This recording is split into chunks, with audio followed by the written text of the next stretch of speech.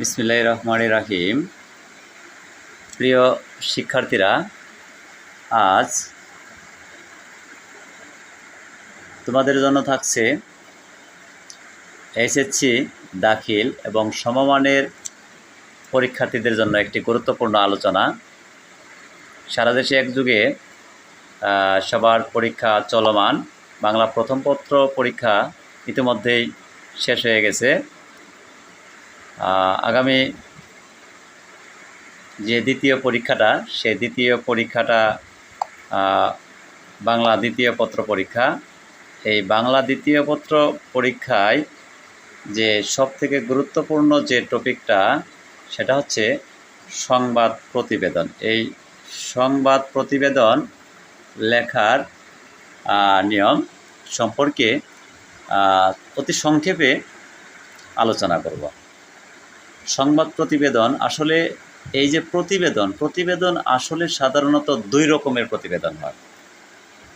একটা হচ্ছে তুমি নিজে একজন নিজস্ব স্টাফ রিপোর্টার বা সংবাদ প্রতিবেদক হিসেবে তুমি লিখবে।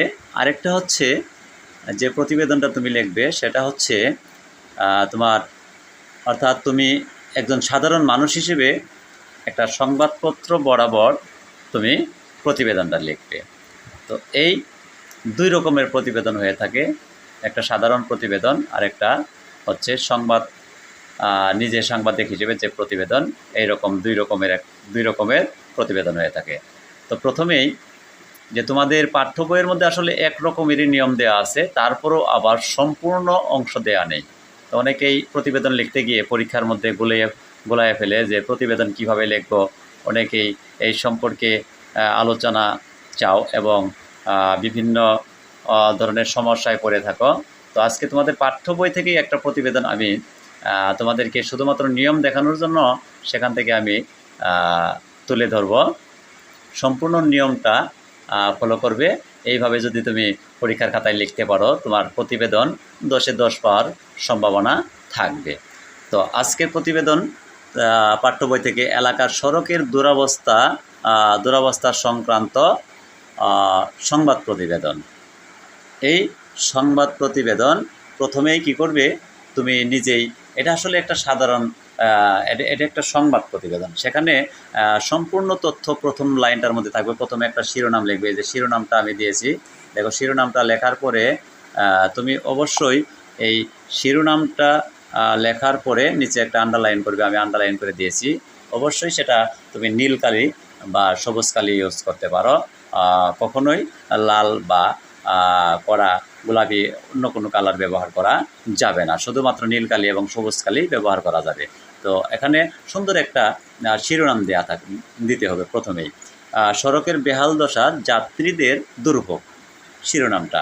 তো প্রথমেই তোমার এখানে বিভিন্ন রকমেরই থাকতে পারে, নাম দেয়া থাকবে। প্রশ্নের মধ্যে এরকমও থাকতে পারে যে তোমার নাম অমুক, তোমার নাম আকাশ, তোমার নাম জামিল, তোমার নাম রনি, এরকম কিছু দেওয়া থাকতে পারে। তারপরে একটা এলাকা, তুমি এই এলাকার সেই স্টাফ রিপোর্টার হিসেবে এরকমও থাকতে পারে, অথবা নাও থাকতে পারে। সরাসরি এলাকার সড়কের দুরবস্থা সংক্রান্ত সংবাদ প্রতিবেদন।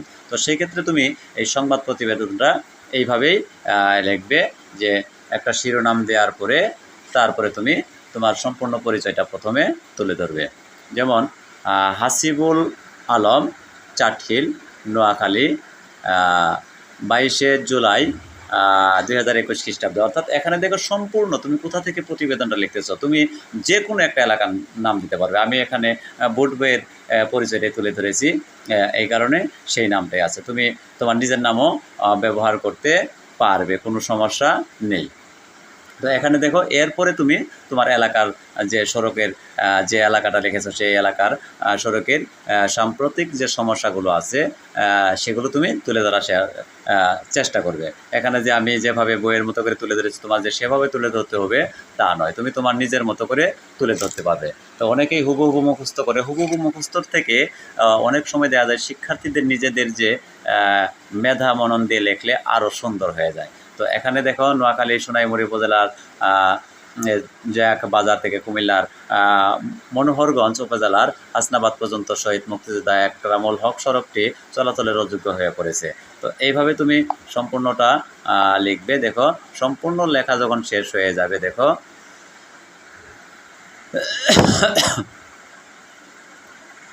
আমি সম্পূর্ণ লেখাটা দেখানোর চেষ্টা করতেছি। শেষ হওয়ার পরে মানে তুমি শেষের দিকে চলে যাও। শেষের দিকে তুমি কি করবে, অর্থাৎ তোমার লেখা শেষ হলে যে শেষের দিকে তুমি কি করবে, এই যে এখানে দেখো আমি একটা অংশ তোমাদেরকে দেখাচ্ছি। অংশটা হচ্ছে এখানে দেখো এই যে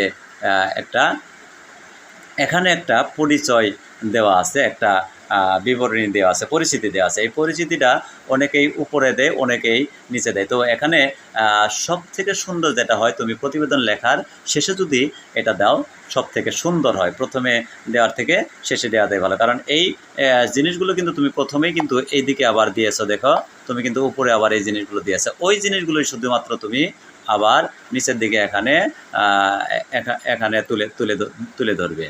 যে প্রতিবেদকের নাম, উপরে যে নামটা দেওয়া আছে হাসিবুল ইসলাম, প্রতিবেদনের শিরোনাম, উপরে তুমি যেটা হেডলাইন শিরোনাম দিয়েছো সেটা, প্রতিবেদনের স্থান অর্থাৎ যে স্থানের থেকে তুমি সমস্যাটা তুলে ধরেছো সেই স্থানের নামটা, প্রতিবেদনের সময়টা বলতে এখানে তুমি সময়টা দিতে পারো, সাথে তারিখটাও দিতে পারো। এই হচ্ছে তোমার সাধারণ যে সংবাদ প্রতিবেদন এই লেখার সংক্ষিপ্ত নিয়ম। এখানে তেমন কোনো আসলে আর কোনো ভেজাল করার, পেচ লাগানোর কোনো প্রয়োজন নেই। তো এখন সংবাদ প্রতিবেদন যেভাবেই আসুক না কেন তোমরা এইভাবেই লিখবে। লেখার পরে তোমরা সুন্দর মতো শেষে পরিচয় পর্বটা তোমরা তুলে ধরবে, তাহলে আর কোনো সমস্যা নেই।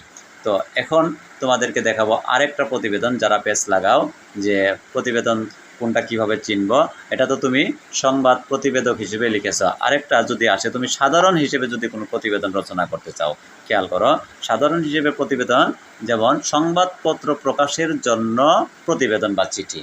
তো এখানে তোমাকে যে কোনো একটা পত্রিকার, যেমন একটা বিষয় আমি তুলে দিলাম, সড়ক দুর্ঘটনা প্রতিকারের দাবি জানিয়ে পত্রিকায় প্রকাশের উপযোগী একটা চিঠি।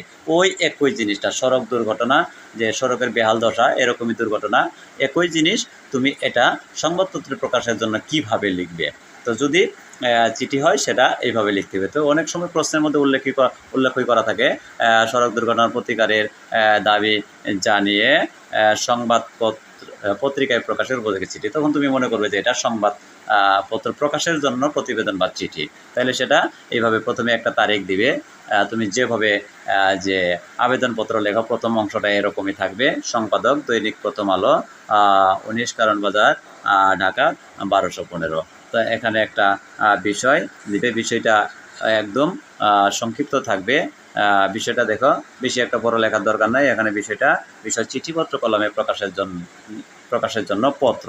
আর বেশি কিছু লেখার কোনো প্রয়োজন নেই, পেজ লাগানোর কোনো প্রয়োজন নেই। তুমি যত বেশি লিখবে তত ভুল হওয়ার সম্ভাবনা থাকবে, তোমার নাম্বার কাটা যাবে। কারণ এই পত্র দরখাস্তগুলোর মধ্যে যত কাটাছেঁড়া করবে তত নাম্বার কর্তন হওয়ার সম্ভাবনা থাকে। তো এখন এরপরে কি, বিনীত, দেখো এখানে একটা নাম দিয়েছি, জাকির মোল্লা, নীলক্ষেত, ঢাকা।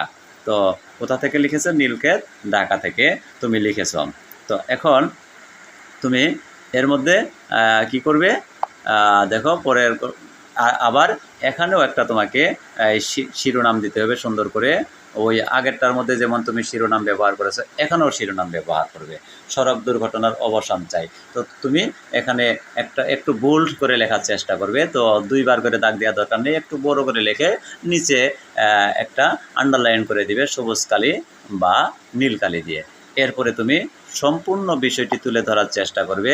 দৈনন্দিন জীবনে প্রধান সমস্যা, আতঙ্কের নাম, সড়ক দুর্ঘটনা, অর্থাৎ তোমার মতো করে তুমি তোমার এলাকার সমস্যাগুলো তুলে ধরবে।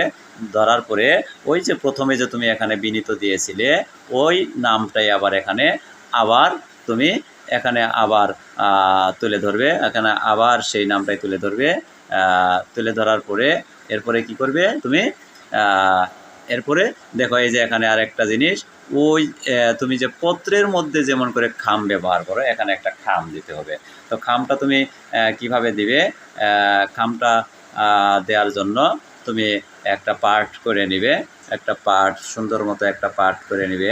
এই খাম যেভাবে তোমরা পত্রের মধ্যে যেভাবে খাম দাও তো এখানে দুইটা পার্ট করে নিবে। এই পাশে থাকবে প্রাপক, প্রাপক, এই পাশে থাকবে প্রেরক, সুন্দর মতো, অর্থাৎ প্রাপক প্রেরক দিয়ে নাম নাম দিবে, ঠিকানা দিবে, নাম দিবে, ঠিকানা দিবে। এখানে একটা ডাক টিকিট লেখার ডাক টিকিট লিখে দিবে।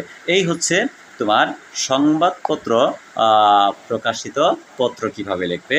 আশা করি সম্পূর্ণ সহজভাবে তোমাদেরকে প্রতিবেদন সংক্রান্ত বিষয়টা সহজভাবে তুলে ধরার চেষ্টা করেছি। আশা করি আর তোমাদের এই প্রতিবেদন লেখার ক্ষেত্রে আর কোনো জটলা লাগবে না, আর কোনো ভেজাল লাগবে না। আশা করি সকলেই খুব সুন্দরভাবে লিখতে পারবে। এই ছিল প্রতিবেদন সম্পর্কে তোমাদের জন্য একটা সহজ আলোচনা। আশা করি সকলেই পরীক্ষায় এইভাবে লিখবে। এসএসসি পরীক্ষা যে আগামী যে পরীক্ষাটা তোমাদের বাংলা দ্বিতীয় পত্র, অবশ্যই খুব সুন্দরভাবে সংবাদ প্রতিবেদনটা লিখবে এবং 10 নম্বরের মধ্যে 10 নম্বর পাওয়ার যোগ্যতা অর্জন করবে। সকলকে ধন্যবাদ। আল্লাহ হাফেজ।